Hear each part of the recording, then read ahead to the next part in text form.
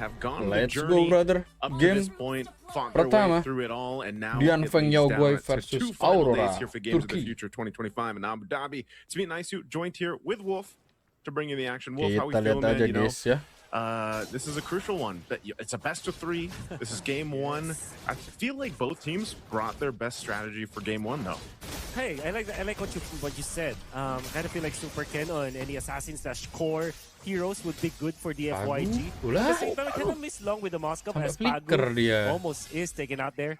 TNZ on the Lancelot's always a sight to see.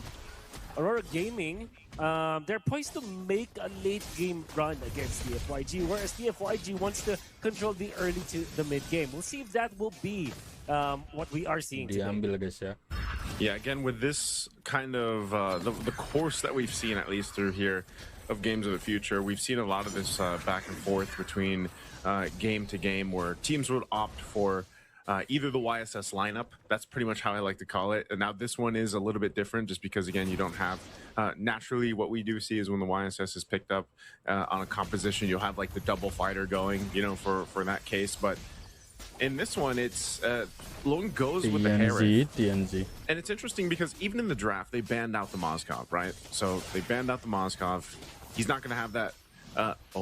Zed's fine. Okay, he's low. But Logan is going to be on this Harith that needs to go ahead and scale up.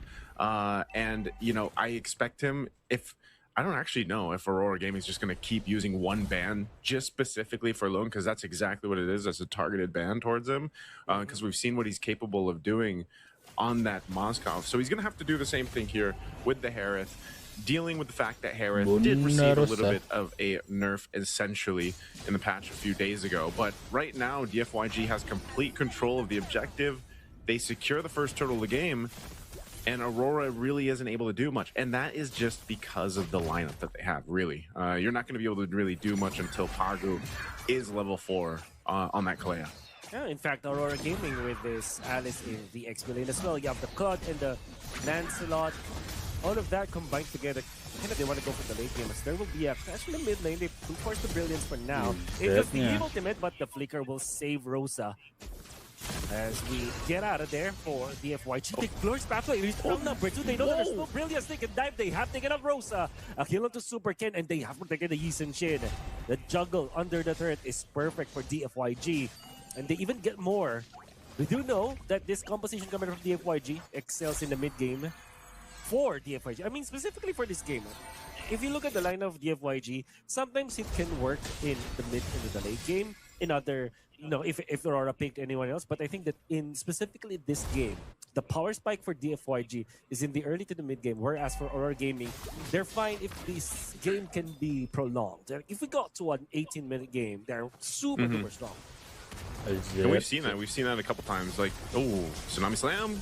Tsunami D. That's gonna be Zed taken out. Glorious Pathway already laid down. DFYG.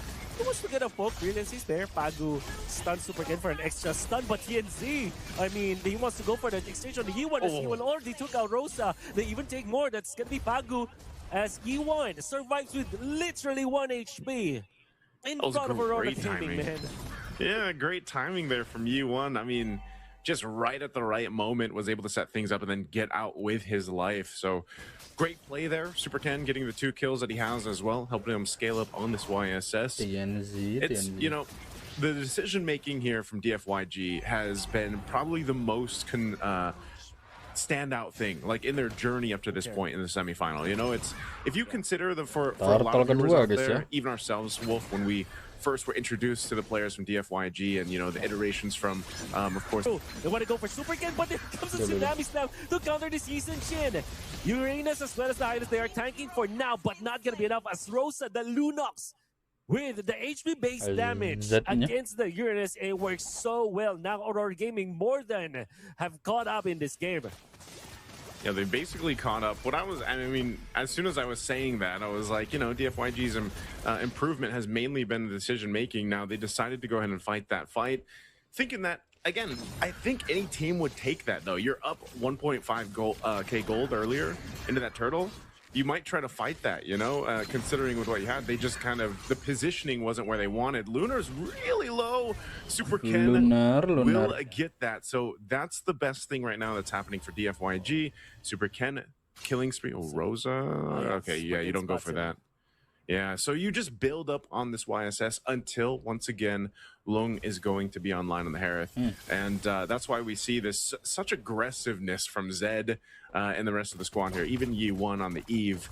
You know, I feel like Yi1 is one of the more aggressive Eve players out there. There's a couple that I can think of. Yi1 definitely being one of them. Yeah. It'll be important for DFYG to still keep this Eve ultimate always intact.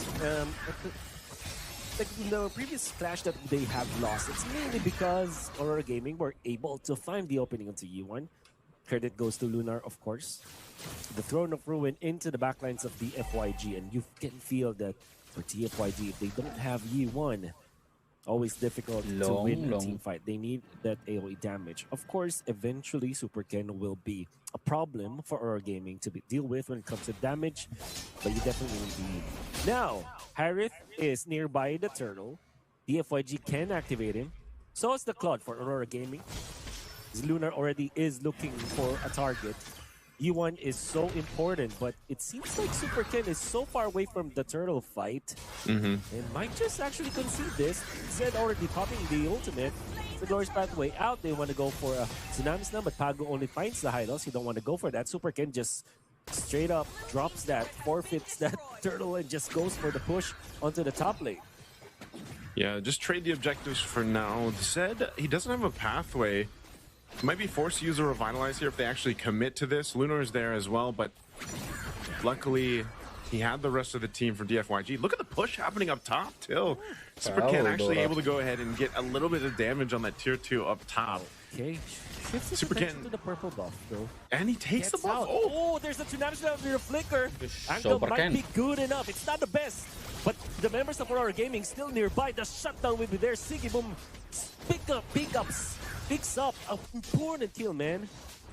I don't know if that was worth it, because I mean, Tienzi can go ahead and start this purple. Vel might go ahead and help, but again, you know, you didn't. It's not like you got the tier 2 turret down. You did a little bit of damage. You did take that purple. Tienzi still trying to decide on what he wants to do. They are going to get the call to clear out the little minion.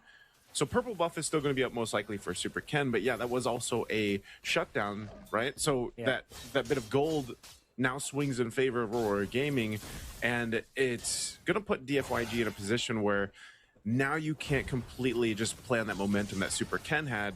He's going to have to adjust because Aurora is starting to hit that spike with this composition where, you know, they're going to have to be concerned. And Sigiboom's not even there yet. Like, it's going to be a few more minutes for that Klon to be online, but he's farming, he's double laning, he's getting what he needs. And once those 3 items are there, that gets pretty difficult to deal with if you're DFYG. Imagine this game is hanging on the balance, and Super Ken has played so well in the first 6 minutes of the game. Gets 3-0-1, but in just one slip up, he gets greedy, steals the purple away from Aurora Gaming, quickly punished by Pago with that flicker. Now they will be struggling a little bit. And with the Glorious Pathway, he's starting the fight in an awkward angle for DFYG. As it's so difficult to actually help with the Glorious Pathway because there's a couple of walls blocking that angle. Now, Pago wants to go for Super Ken, but in comes Tsunami Slam onto just Zed this time. Lunar goes for the backline. Super Ken under duress. Super Ken low, has the Cyclone Line, but will be chased down by the Lancelot. It's gonna be Super Ken down and Lee Sun Shin out, as well as the Hylos and Aurora Gaming. It looked very easy for them to win this Lord fight. Hey man, it doesn't matter if Pago is Patrick Star or Sakura here. It doesn't matter who he's playing. You know, he's going to be so aggressive on the plays, in the roam, starting things up, putting their opponents in a difficult position. And that's what Pago does great. You know, and a lot of the best roamers out there have that ability to go ahead and just put the opposing team in a very uncomfortable position that is basically a threat to their own objective fighting, because every single team, that's what they're looking for. They're looking for that advantage when it comes to the positioning for the Lord take or for the turtle. Look at this. Lunar onto the backline. C1 in trouble, has the flicker out, but Zed will meet his demise. Now Lunar is gonna be traded out by DFYG. Comes Sigibum with the ultimate, destroys the turret, but they will not get a kill for now. Rosa is posing for this one, has the brilliance. In comes the Lancelot, threading the needle. No, Long is gonna be taken out. TNZ unpunished as he dives with the Lancelot. The dashes will be enough. DFYG claims another turret up top, and it's a 4,000 gold lead for Aurora Gaming. TNZ just doing work again. You see that so often with the Lancelots, right? They see the low health bars. They don't care about the turrets, man. They'll just go puncture their way in. Phantom Execution, Thorn Rose out, maneuver, and that is the finesse that Lancelot brings to a composition.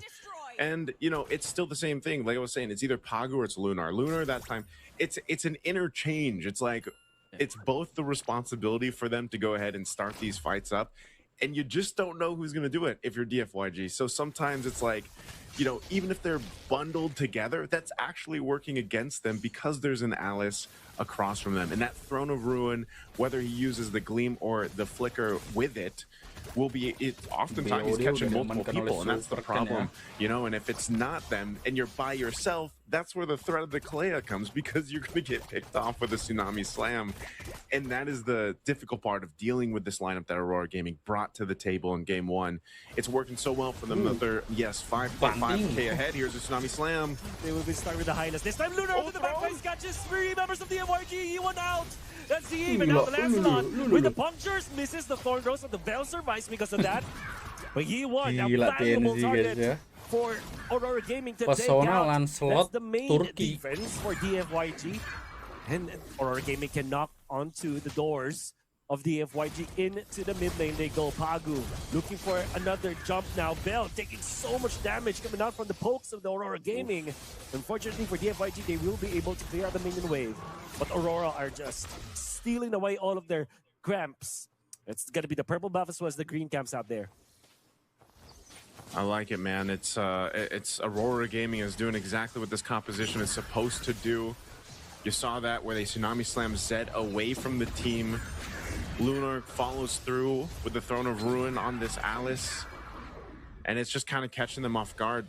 For DFYG, they're trying to decide, you know, how do we fight this? TNZ's going to put pressure here. Lord was started up by Super Ken. They're going to be pushed off of it, though. So now in a position to possibly force a fight. Pagu once again. Oh, Pagu starts this clash. But in comes the Zaman Force, but Lunar ahead on the 3. Super Ken is now Sigibum on the backline. Takes out Long. And only 2 members remain for DFYG. Bell attacking Uranus, but Aurora does not mind. I think that they have an opening into the bottom lane. That's where Yuan wants to go. Bell surviving against this Alice. They might not even mind this Uranus. They will just take the Lord. No one is dying up top. Let's not kid ourselves. Well, in comes Sigibum. So yeah, this is gonna be fine for Aurora. They have collected the Lord this time. Rosa is here. They have more than enough damage to take out Bell. Yep, they're taking their time. Yep. Okay. They're taking a lot of time here, Wolf. They're taking way long. Okay, it's an alley-oop, but Rosa takes it. I thought it will be given to TNC. You know what? Hey, that's Uranus right there, right? Sometimes you just got to keep them there for the rest of the team to come through, and whoever is going to capitalize on the kill will get it. But essentially, what they've done is they've got themselves another Lord, making its way down the bottom lane. DFYG scrambling here. This lineup too. Yes, sure, they'll be able to deal with the Lord. They should be able to clear this out, maintain themselves in this game. But most likely, once Yi1 uses that real-world manipulation and it's gone, they lose such a big component to the damage profile that they have. Really long on this Herod might not be enough here with this kind of lead that Aurora Gaming has, even with his Almond Force, just because it's such a forced fight with either Pagu or Lunar. So Lord is going to go down here. Next waves are going to be pushing in. There goes Pagu. Oh, Lunar actually catches their student this time, but Yuan is actually in trouble now. Long as well from Sigibom, they have taken out two. That's gonna be damage dealers of DFYG. Out now, Super Ken is in trouble. The true damage left is there. And now TNC collects the kill. Zen will be taken out. That's a triple for TNC. Shutdown for Sigibom this time, but TNC wants to go for a bet. A double kill even for the Uranus, but that doesn't matter. Complete team wipe for Aurora Gaming, and that's game one for sure. 8-0-7 TNZ with the showcase, the maniac. Let's go guys ya, kita lanjut ke game kedua bro.